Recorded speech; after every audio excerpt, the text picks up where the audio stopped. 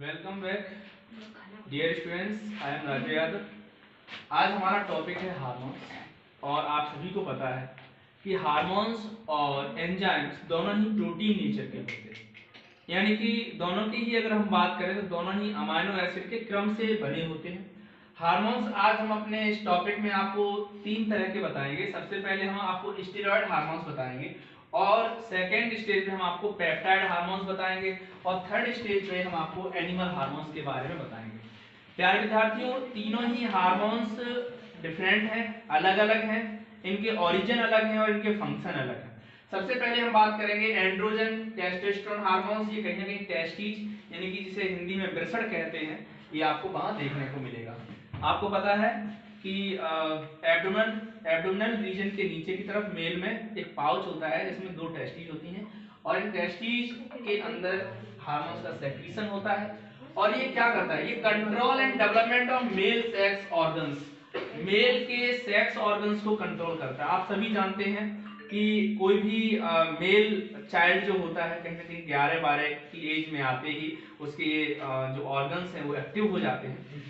दूसरा जो है हम एस्ट्रोजन की बात करेंगे। एस्ट्रोजन के यहाँ पे कुछ टाइप्स और दिए हैं, सब टाइप्स दिए हैं, जैसे एस्ट्रॉन्स, एस्ट्रोएडियोल्स, एस्ट्रियोल, ये सब नाम दिए गए हैं। आप इनको एक बार देख लीजिए, ठीक है?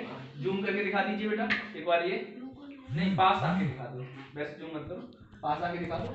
और ये तीनों ही इधर देख लीजिए, ये तीनों ही कहीं ना कहीं ओवरी जैसे कि हमारे पास मेल के पास टेस्टीज होते हैं, उनके रिप्रोडक्टिव ऑर्गन्स, ऐसे ही फीमेल्स के पास ओवरी होते हैं, और ओवरी से कहीं ना कहीं एग का ओव्यूलेशन होता है।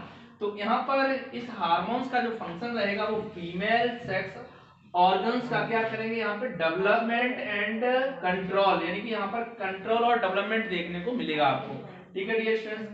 अब हम बात करेंगे गैस्ट्रोजेंस में प्रोजेस्टेरॉन भी इसको कहते हैं। ये कार्पस ल्यूटियम जो लेयर है वहां पे आपको देखने को मिलेगी, और इसका कंट्रोल और डेवलपमेंट भी किसका करता है? मेंटेनेंस ऑफ प्रेगनेंसी, यानी प्रेगनेंसी के लिए यूट्रस को मेंटेन करता है, और वहां पर ये हार्मोन्स आपको सेक्रेट होता हुआ दिखाई दे जाएगा। अब हम बात करेंगे मेरे प्यारे विद्यार्थियों adrenal cortex hormones. Adrenal glands के आपको देखने को मिलेगा, इसे कॉर्टिकॉइड्स या फिर कॉर्टिसोन, कॉर्टिकोस्टेरॉन्स, एल्डोस्टेरॉन्स आदि बहुत सारे उपनाम से भी हम यहाँ पे जानते हैं, ठीक है? यहाँ पर एड्रिनल कॉर्टेक्स अपर पार्ट है किसी ठीक है, और यहाँ पर इसका फंक्शन क्या है? Regulate the maintenance of fat, proteins, carbohydrate, ये सबको क्या करता है? रेगुलेट करता है। मेटाबॉलिज्म क्या है?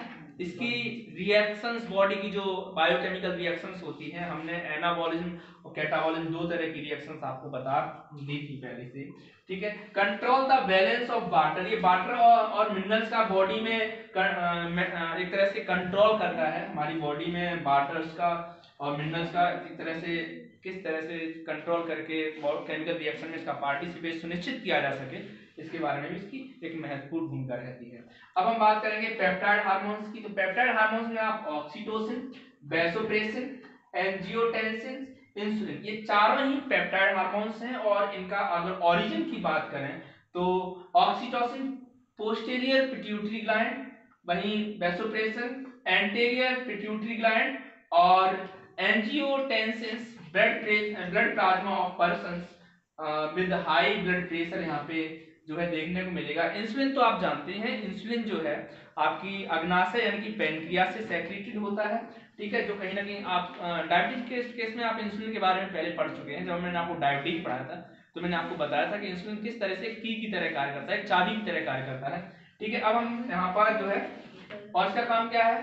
Control the metabolism of glucose. यहाँ पर हमारी बॉडी में जो ब्लड स्ट्रीम में ग्लूकोज है उसके लेवल को मेंटेन करने के लिए महत्वपूर्ण भूमिका निभाता है आपका इंसुलिन, और ये बीटा की इजिली सेल के द्वारा सेक्रेट होता है, ये आप पहले से ही जानते हैं। अब हम बात करेंगे एनिमल हार्मोन्स जो फेमस है, एड्रिनलिन और एपिनेफ्रिन।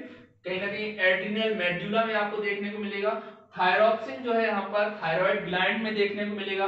ये क्या करेगा? आपका control metabolism of carbohydrate, lipid and proteins. तो ये भी कहीं ना कहीं मेटाबॉलिज्म को कंट्रोल करेगा। किन-किन की मेटाबॉलिज्म को कंट्रोल करेगा? प्रोटीन, कार्बोहाइड्रेट और जो है आपका लिपिड्स की जो है यहाँ पर देखने को मिलेगा। तो और भी बहुत सारे हार्मोन्स हमारे स्टूडेंट्स ने अभी डिस्कस किए हैं।